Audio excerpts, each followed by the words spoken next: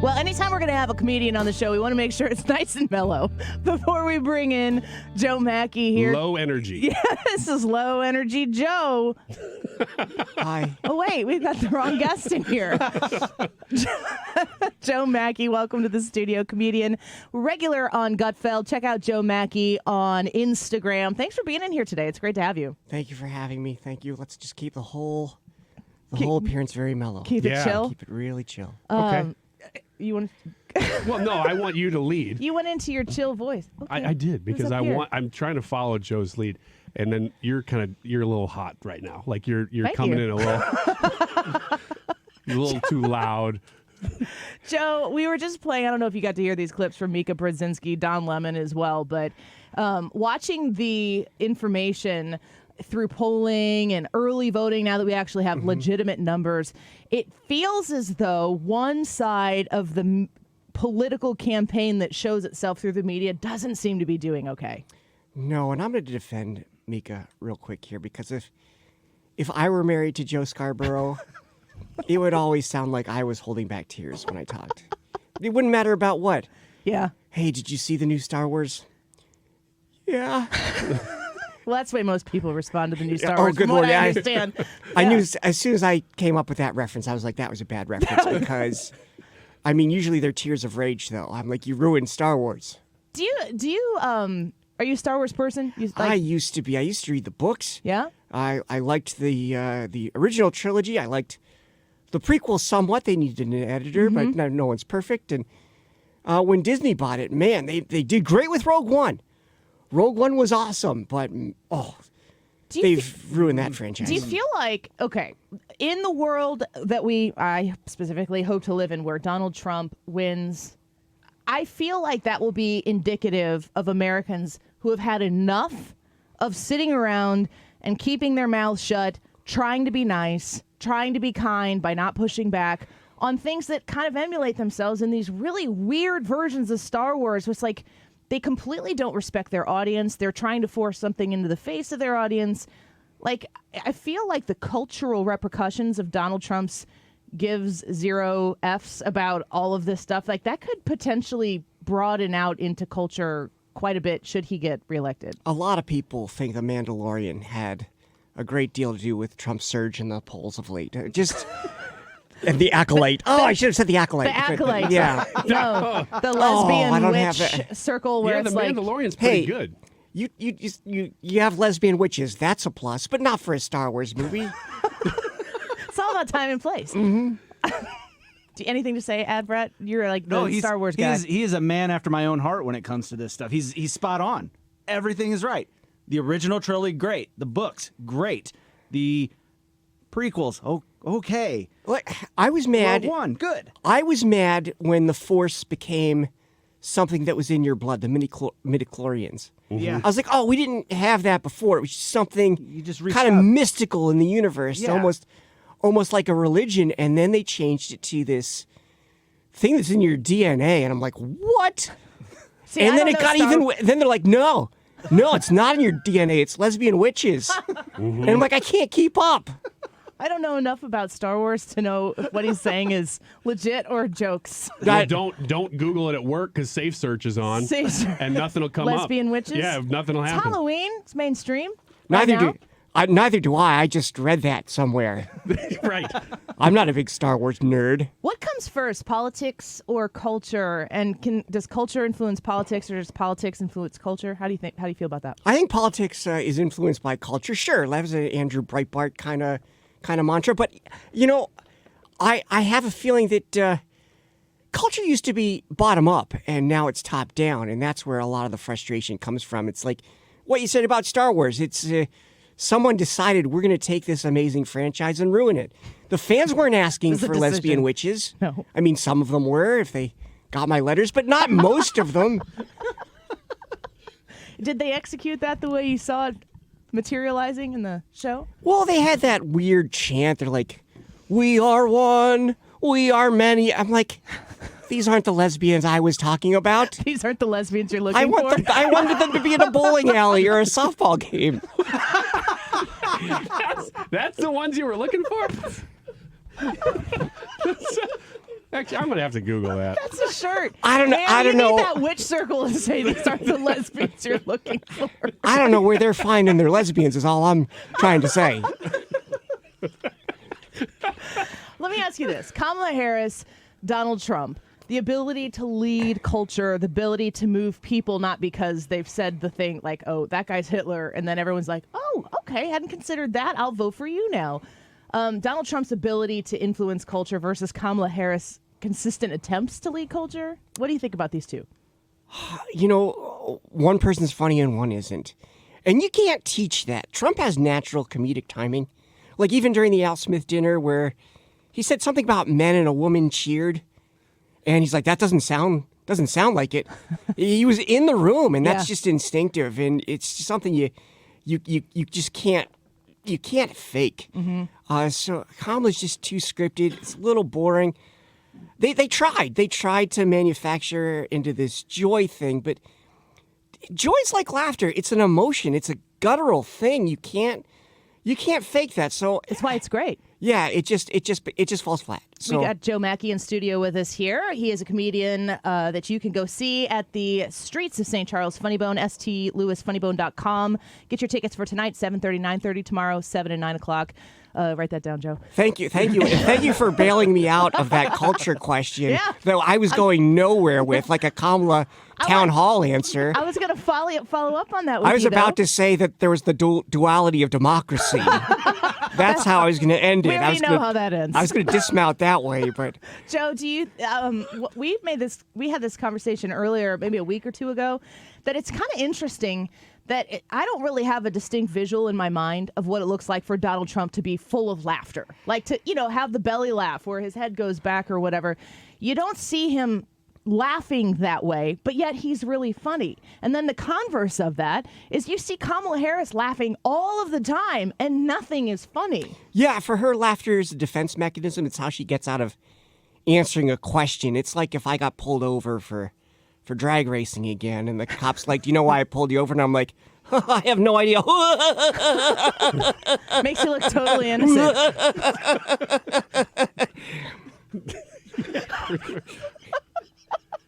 Did you get out of that ticket? Yeah. So you want to do another promo? I got nothing else after that. We gave you a long space after that. I'll be at the so Funny we can cut Bone, it, St. yeah. Charles. Tonight, 7:30, 9:30. It's 7:30, and there's also shows tomorrow. I don't know when. 7 and 9. Right. That's it. JoeMacky.com. Go check out his website as well. You work on Gutfeld. How often do you have like a regular schedule that you hit, or how's that work? Yeah, I'm one of the main writers. I call myself the head writer, even though the producer says that's not true. But I just wanted to give myself the credit I deserve for He or making she's not that. here. No, but yeah, we got. I write every day, even when I'm on the road. Mm-hmm. So I was clicking away all this morning. I'm not writing now, but we got the show pretty much set. But yeah, as often as I can, I'm trying to make Greg look funny. So it's pretty much a full-time gig. So, Joe, when you are watching the day and you're trying to, do you just have a joke come to your head and then you just put it down and put it away? Do you have to sit down and focus on that? I have to sit down and focus on it. It's gotten a lot harder because there's so many shows doing political stuff. Anyone on X can chime in. I want to have an original take. So so I always try to do that. Like my take on the McDonald's thing is it's a brilliant thing that Trump did because he's the first politician I've seen call out a rival's lie by doing the thing that she lied about having done. And I just wish that trick was around when Bill Clinton was president. Yeah, there we go. Thank you very much. Trick. See, I let you figure that joke out in your head. Yeah, we needed a minute. Is it funnier? As a comedian, you said, Kamala Harris isn't funny because we don't laugh with her, even though she's laughing all the time. she's There's a not lot of even- laughing at her. She's not even saying something that's a joke. It's true. like, hey, did you like it when Kamala said that she's made mistakes? Anyone that's parented a child knows that. I'm like, well, that's not even the start of a joke yet. The start of a parenting child joke would be like, oh, I left my kid in the car the other day. It was hot out. and that didn't go very well. At least you have to have you have to raise the tension somehow, not just state something that happens. Do you think that do you think she's self-aware? Because in my mind, it's not like she can get out of this at this point. And I think she's more like Skynet pre-93. That's very specific. Yeah. 3 or 4 weeks ago, things started going south, and she hasn't really recovered. Pretty much after, I would say, the convention, she can't abort herself out of this situation right now. Do you think that she knows that she's not good at this? Well, one, I'm going to push back a little bit. I don't think that she was ever leading or doing as well as people said she was doing. I think there was this whole media narrative that kicked off to try to rebrand her, and there was a response bias in these polls, or the polls are just conducted badly, that people answer polls when they're excited. So their views really most people's views don't change. There's these slow, long political realignments that happen. But you see these, if Kamala was up in a poll by 4 a month ago, and now she's down by 2, there really wasn't a 6-point swing in the electorate. Yeah. But to your second point, no, she's not a real person, and she's not trying to be a real person. She's trying to be an inauthentic person that she thinks will win votes by not telling you what she actually thinks. So it's a smart strategy if all your positions are terrible and people aren't going to like them if they know what they are. Yeah. That's exactly what I'd do. That middle class thing, brilliant. Filibuster as much as you can. Talk about your lawn. Yeah. Yeah, I came from a middle class area because people like lawns. People in Arizona probably don't like that. Yeah, but Also, what a weird flex for middle class people. Yeah. Hey, yeah, things are going pretty good. Have you seen my lawn? And that's it. That's the depth. Look, I got an 05 Hyundai Elantra in the driveway. All right? Look at the grass. Look, I'm not sweating it. I've got a 42-inch flat screen and Netflix without the commercials. I pay the extra $2. You kind of describing utopia. I don't know. You realize you're in the Midwest right now, right? Let me ask you about this. Are you from somewhere specifically, from all around? Are you a New Yorker through and through? You got a Pittsburgh hat on with the little P, I noticed. Am I from somewhere? What's that supposed to mean? Well, that's what we need to know. Are you from anywhere? Yes, I'm from here. I've never gone. I often get the statement, "You're not from around here," from strangers. But yeah, I'm from State College, Pennsylvania. Okay. It's the Paris of Have you met Scott Pennsylvania. Pressler? I have not. I'm not in State College a whole lot, but I know what he's doing. He's trying to get the vote out there, which is a smart strategy. Finally, the Republican Party's trying to do something bottom up instead of top down, because that's where power comes from. Democrats understand that much better. But yeah, I grew up, born and raised, State College, graduated from Penn State, but I've been in the New York City area a lot of the time since then. I recently bought a place in the Poconos, so I spent a lot of time there. Good for you. Yeah. When Tim Walz comes out, and he was marketed to everybody as like a palatable male Midwesterner. I just want to tell you, as somebody who is from here, and I'm not male, but I am Midwestern. These two obviously are male Midwesterners. I just wonder what it was like from the outside looking in. Like, if you had never seen a Midwesterner in real life, I hope he didn't sell the country a bill of goods on what Midwestern really is, because Tim Walz is a different kind of dude. Yeah, he said normally something doesn't fit when he's loading a gun. I'm like, no, it always fits. It always fits. It's just like if the Democrats wanted a masculine candidate, they should have asked someone more like me, Someone with, some guns attached to his shoulders, Yeah. Tune into the YouTube Live. It's a gun show. He keeps flexing. Yeah. I'm as comfortable at a rodeo as I am at a museum. You sound like it. Yeah. I can't name a museum, but I'm comfortable there. Yeah. Clearly. This is him just in his element. Oh, I know. I'm not making this up right now. maybe we should do another promo. Yeah, go ahead. Yeah, I got nothing. We'll all be quiet so you can cut it. STLewisfunnybone.com, the streets of St. Charles. Get your tickets tonight, and you can see this live and in person, 7:30 to 9:30 and 9:30. 2 shows tonight, and then tomorrow, 7 p.m. and 9 p.m. STLewisfunnybone.com. I want to ask you about your Pirates hat. You a big Pirates fan? I'm a moderate Pirates fan. It's hard to be a big Pirates fan. I was going to ask you about that. Yeah. They have been futile for since 2014, after being futile for 22 years before that.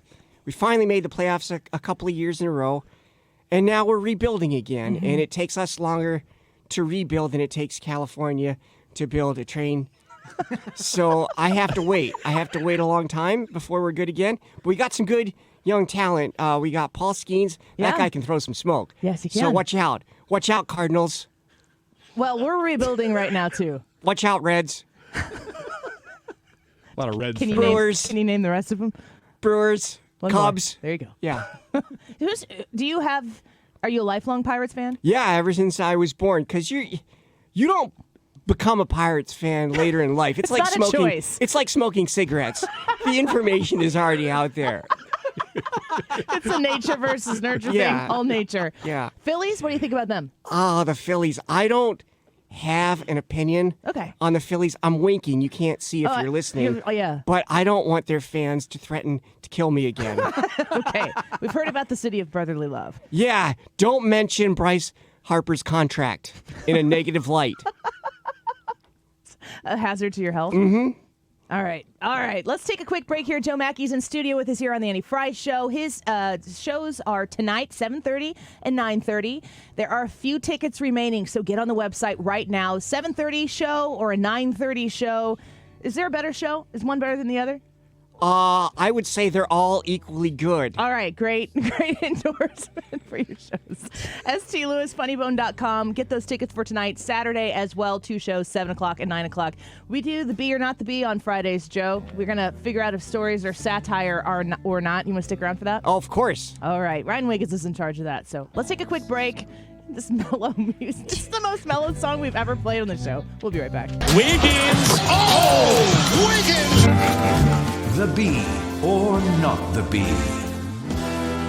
All right, as we usually do on Fridays at this time, these are stories that are either fake or real. Some of them are from the Babylon Bee. Some of them are real. I'll read the headline. You got to tell me which is which with our special guest, Joe Macky, still here. Thank you. If you're interested in getting tickets to see Joe Macky this weekend at the Funny Bone Streets of St. Charles, go to stlewisfunnybone.com and get your tickets before they're gone for tonight's shows, 2 of them, 7:30 and 9:30. And Saturday, there's 2 shows as well, 7 and 9. I tell you, as somebody with 4 kids who doesn't always get to get out and do things like this, when I go to the streets of St. Charles, when I go to the Funny Bone, I wouldn't consider myself to be this type of person. But when I did go out, I laughed. It was almost medicinal for me to go just have an evening of laughing until you cry. You will do that tonight. So if it feels uncomfortable for you to go to a comedy show, if it's something you've never done before, this is the one you want to go to. stlewisfunnybone.com. All right, here's the first one. Tell me whether it's real or the Babylon Bee. Frustrated Democrats to consider letting voters pick the presidential candidate next time. Joe, you thought B? Or I think B. that sounds like the B to me. What do you, Yes, indeed, this is the Babylon Bee. According to anonymous sources, Democrats are so irritated about how poorly Kamala is performing that they might even decide to run a candidate who received more than 0 primary ballots in the next election cycle. bare minimum. Quote, "How did we even get here?" cried a distraught Chuck Schumer. Fine. I guess we can let a little bit of voter input on who we run next time. Just don't get used to it, voters. All right, that's the Babylon Bee. Next one. Democrats explained Trump was going to be Hitler during his first term, but he forgot. I mean, I can't imagine that actually being a real headline. USA Today. No. Did you see that the Washington Post today, right before the show started, they announced that they're not going to endorse a candidate this year? I did see that. It was surprising. What do you think about that? I think maybe Jeff Bezos wants to stay on Trump's good side. Okay, I like the way you think. Yeah. Yeah, I like the way you think. And I didn't they in their message to whatever press release say that they aren't going to endorse in the future either? Or maybe he laid off the people that did the endorsing. Maybe. Nobody else there knows Yeah, how. they They're just- like, where the heck is that endorsement? Where's the endorse guy? Oh, we fired them. Oh, sorry. Well, we won't be doing that anymore. yeah.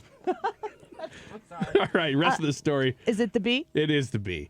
According to retired General John Kelly, former President Trump often talked about how he kept meaning to find time to be Hitler, but he kept getting distracted by other things. Quote, on several occasions, Trump told me word for word, this is it. This is the week I'm going to be Hitler. But then Trump would get started doing something like handing out candy to minions, and he would completely forget, explained Kelly. Isn't it funny? Like, we've talked about this before, but when Donald Trump was at the White House and people were trick-or-treating, and he put the candy on top of the minion's head. This little kid's walking around like a minion, and he's just like, boop. But it falls off his head. Yeah. And then he just walks away. That kid just walks away. That's a good story. If you're that age, though, the most important thing is not that you became famous because Donald Trump put candy on your head. It's that you lost that candy. Yeah, probably. So Joe, that's are very you a unfortunate. costume guy? Do you like costume parties? No, I don't. Like the I worst mean, thing? And No, you just grow out of that stuff. You know, that's the thing. Adults don't grow up anymore. It's a big problem. But to me, it's much more interesting when the Easter Bunny moved Biden away from the reporters. there's a lot of power in that. Yeah, because to kids, the hierarchy made sense. Like, of course, So you're saying it's indoctrination? if there's a magical bunny that gives away candy, of course he's more powerful than the president. That's so true. I don't remember. Was Jill Biden visibly present at that event? Are you suggesting she I don't was know the what bunny? I'm suggesting. I think I don't know. I don't remember. I want to think she's the bunny. I want to think it was Hunter. And that nobody knew he was coming. That's how he got in. Speaking If it was Hunter, he's not wearing pants in that costume. He understood half the assignment. I can tell from those bare legs that is Hunter Biden in that costume. All right, based on what you just said about Washington Post, here's the next headline. Far left Los Angeles Times refuses to endorse presidential candidate. That's true. Yeah, that's real. Yeah, that is real. LA Times, Los Angeles freaking Times, as the Not the Bee puts it, isn't going to endorse any candidate this time around, even when the former senator and AG from California is on the top of the ticket. 2008, it was Obama, Clinton, Biden. This year, no endorsement. Is there any irony, Joe, for you, for newspapers to come out, like, papers of record or whatever, and be like, we choose this candidate? I don't know who endorsements work on at all, Like, sure, there's probably a number of women that would vote for who I told them to vote for just to curry my favor, but it won't work, ladies. What's that number of women? 8. That's pretty good. Do you feel like is there an undecided voter in this country? Yeah, there are some, but honestly, most of them will vote based on the price of gas. So, like if I were president, whoever's running the country right now, I would release more money release more barrels from the strategic reserve. That's actually very true. That's true. Yeah. Next Speaking one. of not to be, here we go. Trump forced to cancel campaign rallies for next 2 weeks as time off request denied by McDonald's manager. I'm just gonna go out on a limb here. I just assume it's the B. Anybody disagree? This is real. No. Yeah. Here we go. It's the B. Former President Trump has been forced to cancel all of his rallies for the next 2 weeks after his request to take time off was denied by Brad Norris, his manager at McDonald's. Quote from Trump, I told Brad it was very important and really needed the time off. He just said that serving delicious golden fries in a timely fashion was also important and told me to get my priorities in order. I have to tell, I was mad, but I really respect that Brad guy. Tough guy. Very smart. I love that you added "it's the B" right before you started reading it. Yeah, just it out of is. clarification. Joe, McDonald's move. We talked about this a little bit earlier in the show, but was that brilliant by Donald Trump to do that? Yeah, anytime to me, that picture where he's waving in the apron from the drive-thru, that's just good fun. That's Norman Rockwell right there. I think people were saying, the customers were, they were pre-screened. Well, I wish they did that every time I went to McDonald's. I don't want to go to that McDonald's. They haven't screened the customers yet. Yeah. One time a guy asked me to give him a ride when I was eating my McDonald's, and I'm like, I don't want to give you a ride. And he was dumbfounded that a person eating McDonald's wouldn't just Why did it bother the people? You know, the allegation that it was staged. If Barack Obama, who is also a former president of the United States, went to a McDonald's, and we talked about this in the show, he could pull that off. He could have gone to a McDonald's and waited on people. He could pull it off in a way Kamala couldn't, because Barack Obama is a genuine dude. But I mean, like, they would pre-screen everything for him too, because he's the former president of the United States. Yeah, he could think off his feet. You know, you might not agree with his politics, but no one said like he didn't have the ability to think. Hillary Clinton. Standards have changed. Yeah, you know, she can shoot lightning out of her hands. Do you, Hillary Clinton coming in here in the bottom of the ninth and saying, oh yeah, Donald Trump is Hitler, and the Madison Square Garden thing is Hitler-esque. Well, first of all, that was a different Madison Square Garden. We're on the fourth Madison Square Garden. That was the third Madison Square Garden. That was it. That was in a different location. So if you really wanted to redo it, you would have to have that one built again. So clearly. Yeah. What more evidence do you need, Hillary? It doesn't add up. Do your research, Hillary. She checks notes. Oh, crap. Well, she's probably listening, so. Yeah, I'm sure she is. That's the last we'll hear from her. It's embarrassing for her. Last one before we run out of time here, maybe. Tulsi Gabbard finally realizes she's far too attractive to be a Democrat. Oh, that is funny. That's got to be a B. B? I mean, yeah, it's the B. Okay, fair enough. Gabbard is currently ranked as the 43rd best-looking member of the GOP, though. 21 spots below Thomas Massey. And Thomas far Massey. from attractive enough to displace someone at the top of the food chain like Ted Cruz. However, sources at Fox News say that she's more attractive than enough to get a spot at their outlet whenever she retires from politics. Are you a Tulsi fan, Joe? Oh, I think Tulsi's great.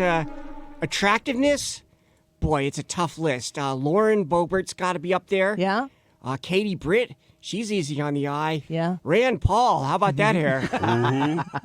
She took a dark turn there at the end. I'm not here to judge.